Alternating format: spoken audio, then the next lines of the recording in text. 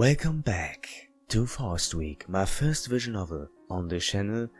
Last time we started this game and find out that Adeline, the main character basically, when she dreams, is in a dream world where everything is different and special. She has a friend we can't see, but she was reading a story about a doll and a girl. It was pretty sad and interesting. The entire story here has for me a philosophy spirit, with all the words with all the thoughts, thinking of the characters. Really something you can interpret in something else in your own life and stuff, and in our world. And this is interesting. So you think about stuff, but of course here it's about the world.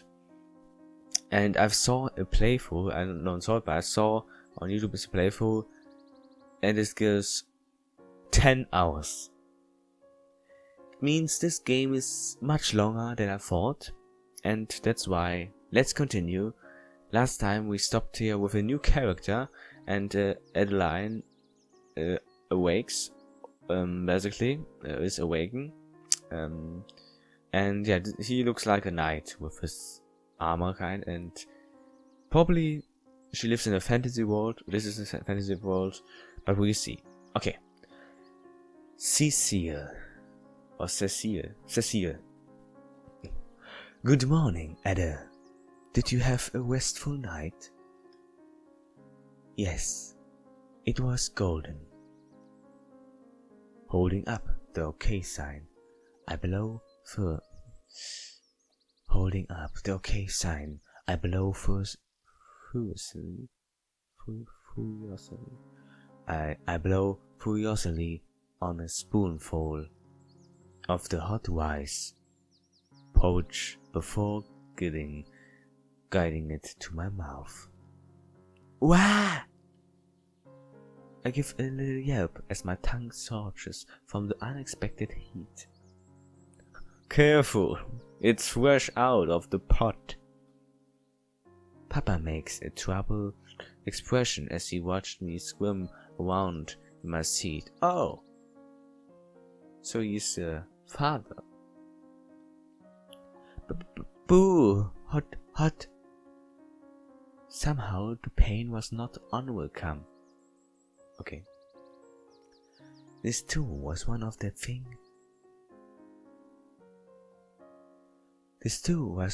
tiny treasures of ordinary life after all. Okay. You seem to be in high spirits today, Ada. Something happening at school? Papa pushed a glass of water over to me as he prudently wafts his own chaw.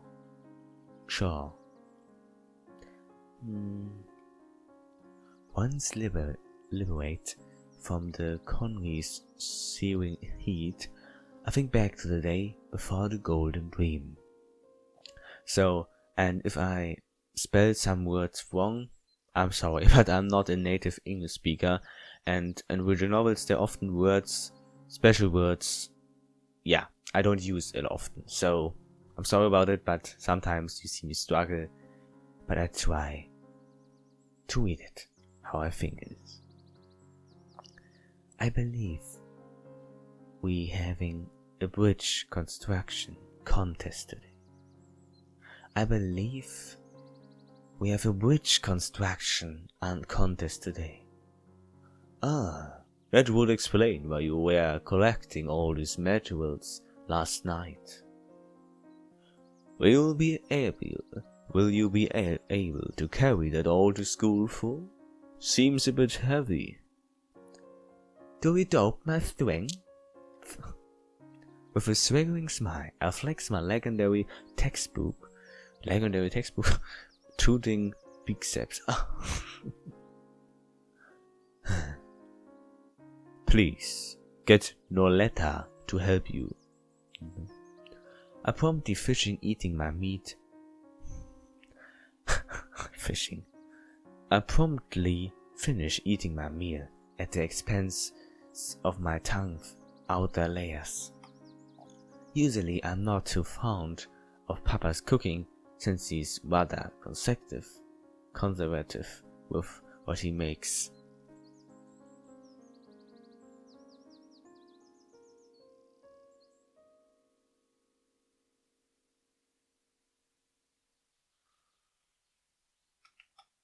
But for some reason, his homely chow congui was an exception.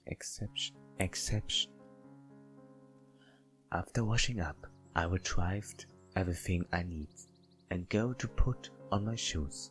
Papa follows along to the door to see me off, as he always does. It's okay if you don't win the contest, you know. Just try to have fun. Reaching down, he rubs the side of my head with the pads of his fingers. It was a familiar and comforting sensation, but somehow it made me feel a little lonely. If I don't win, how will I ever realize my long-standing dream of becoming a master bridge builder? As if to escape that lonesome feeling, something facetious escapes my mouth. It's the first I've heard of such a dream. Papa gives a helpless sign as he withdraws his hand. Take care, Ade. Stay safe and stay at home. No. Bye, Papa. See you later, alligator. Oh, beautiful. Running out to behold the clear blue sky in the morning was the best way to start the day. So that's what I thought. So basically all what she was talking or in the beginning, she was in the dream world basically. When she dreams, she goes into a different world where she can control everything. And when she wakes up, this is basically the world we live in, and it looks like a fantasy world kind of. But she goes to school and he's kind of witch building. I don't know. I'm pretty excited to see how this will go and what is the story behind all this. Yeah. But it's not to say I don't love running out to an overcast sky. A rainy sky, a misty sky, a windy sky, a snowy sky. They were all lovely. They were all the best. I find here at the edge of the sprawling green field that makes up our property a figure so still they seem to blend into the very landscape. Noletta. She's pretty. Okay, voices. Good morning, Ade. Her upscant eyes fixate on me as she greets me with a blank expression. Wrong! Reaching out with both index fingers, I push the corners of her mouth up. Greetings should be done with a smile.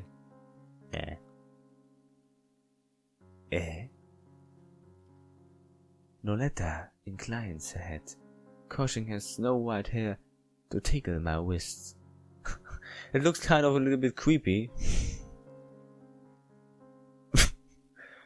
A moment, Ade. A giggle escaped me when Noletta tries again with the oddly charming smile I've shaped with my fingers. Good morning, Noletta. I beam a big smile at her to drive my point home. Noletta woo. A girl swooned in mystery to the point where even her age was unknown. And she looks like a typical black-white dress, white hair, mysterious girl. She was clearly older than me, for with an appearance that suggests around 14 or 15, if I had to guess. Okay, yeah, she's. I bet she is like 10, but she's older, like 10, 11. something like this, or 12. So 14, 15 makes sense. Despite that she was very innocent, alarmingly so in fact. One time when we sent her in an errand at the bakery, she almost ended up stealing. Utterly oblivious to the concept of exchanging currency for goods. That's why I like her so much, Fu. Her presence has the effect of making even the familiar and routine feel new and fresh, as if you were experiencing the world for the first time again. It's strangely liberating watching Noleta stare in awe at something as simple and mundane as someone needing to, for example. The world is full of ordinary treasures that lie unnoticed right before us, only we don't realize it unless it's framed in the eye of another's innocence. Even though Noleta was staring fixedly at the big bag of materials hanging from my back. Do you remember?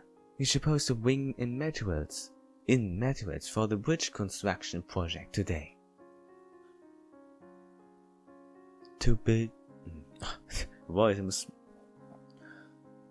to build a bridge, you need materials. To build a bridge, you need materials. The letter makes an expression of wonder as if the thought had never crossed her mind. I didn't bring materials. It's okay. I got you covered. I brought enough for both of us. Oh. Thanks, Ade. It'll be tasty. Yeah, you join conversation like this where it feels like you're not really on the same page with Noleta and oncoming.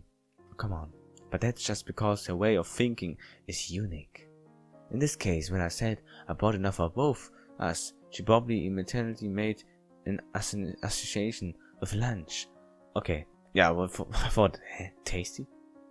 The food's on her mind right now, huh? A question's vermicelli, friend. Is Brussels already off smelling the flowers? Noleta paused and stared at me for a moment before nodding. Ach, that was the name. He went cooking with Mr. Damalure. Why am I silly? Wow, perfect score! Well, it may seem odd at first. Noleta's ways of thinking is admirably fluid. Yes, something like this should be admired, shouldn't it? I knew you could do it. Yay! Bouncing on my feet, I reach up and reward her with a happy head pat. Head pat's the best. Though its light, my praise was a smile from her. Yes!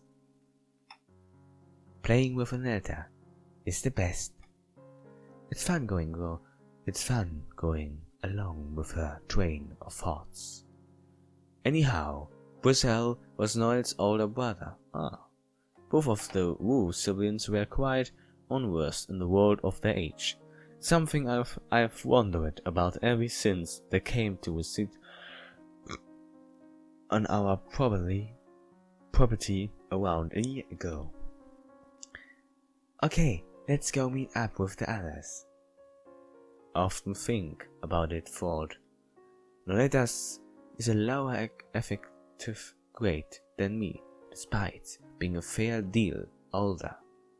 It's true that my physical age reflects little due to the time I've spent in the Golden Dream, but if I'm ahead of my time because of the Golden Dream, for what reason could Noleta be behind hers?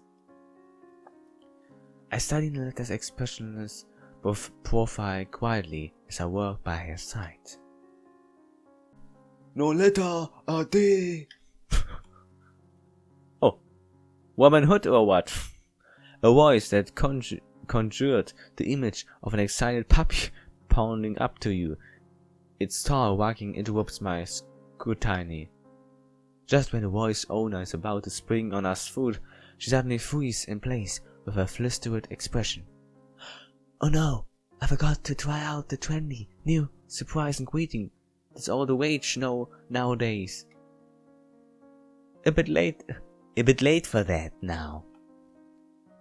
Don't look, Noletta. Don't look, Noletta, you didn't see me. Food she clearly doesn't follow. Noletta obediently complies with Lowena's instructions. Alright. Wumping behind her, Lowena folds her hands over Noletta's eyes. Who is it? Ah, it went dark. Guess who it is?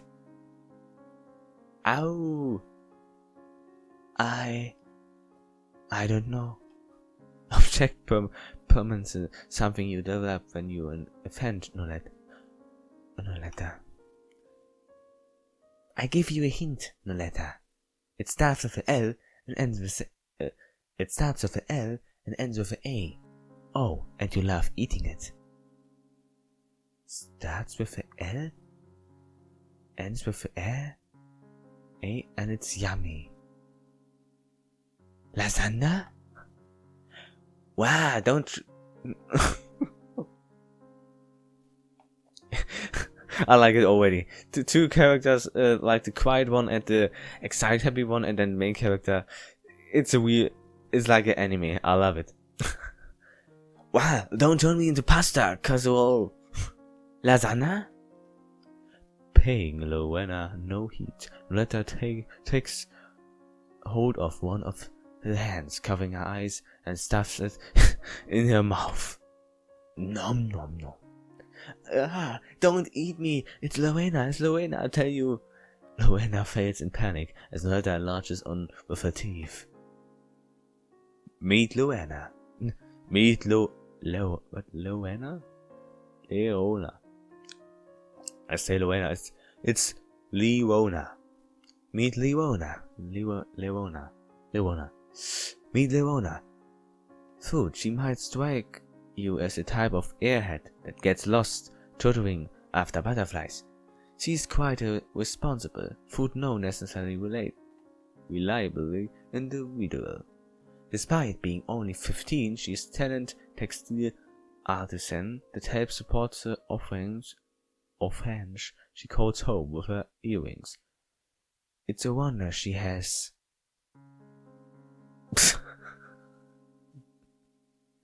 Don't just stand there narrating, do something other. Any time to sleep between helpless care for the children, her craft, and school. If I were to describe her in a short letter, it would be unreliable moral compass. What kind of title is that? Doesn't taste like lasagna. I think that's the voice. I think her voice is like a little bit lighter and softer. Doesn't taste like lasagna. A little bit this way, and she's like more, what is going on? Maybe a little bit south, and let's go. After coming to the conclusion that Leona was indeed not lasagna, Noletta finally lets go. Let's go. Trying to eat people is bad, okay, Noletta? Okay. Anyways, good morning, lasagna. Huh? It's Leona, not lasagna. You're confusing her, Ade. Huh? Good morning, lasagna. I'm having a dental crisis. There. I give Lasagna a pat on the noggin as she curls up and cradles her head. If it makes you feel better, you go pretty well with garlic bread. Foo. Foo. With a sad sound like air escaping a balloon, Lasagna deflates into the ground. Welp, nothing to see here. Food no later seems curious about Lasagna's newly acquired two-dimensional state. She follows after me as I make a leave the scene. Together, the two of us enjoy a nice relaxing stroll to school. Don't just leave me behind. I like that now there's written lasagna. I like it.